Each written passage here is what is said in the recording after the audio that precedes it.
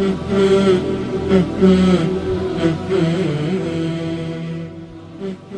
mandum cira nungi pagi ba udip dan kau lekut yang terjalani.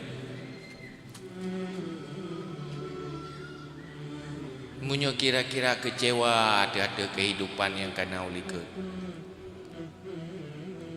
Hanapai memasalah ke dunia tan ke akhirat ke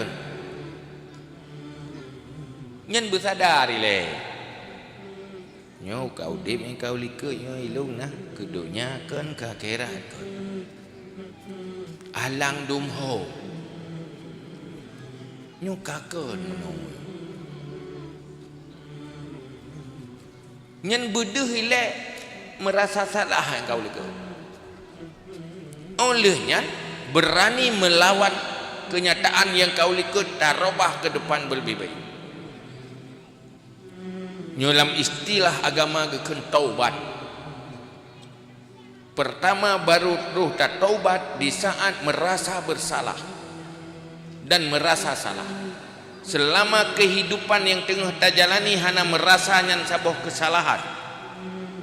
Selama kehidupan yang tengah terjalani hana merasa bahawa nyan gagal, keliru, nyan akan berubah dengan keadaan yang lebih baik.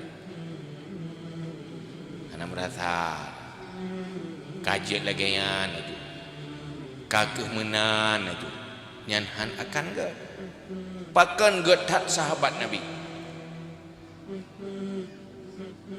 hebat generasi sahabat. Karena kemampuan Nabi ini pesadar sahabat dia ada kesalahan masa lalu. Kasib salah yang kau likut. Uka berjuang untuk lebih baik. Gekorbankan apapun hanya untuk menemukan hidup yang lebih baik. Dah hidup yang lebih baik, udip yang siap udip dan siap mati. Tetapi nyo gaduh tak bela-bela ro teh salah kau likut ham janggot tu ba. Tena urang nasihat dah bela ro tu. Tena urang nasihat kan tak terima bak pegah ke gop. Fikir ke ro tu.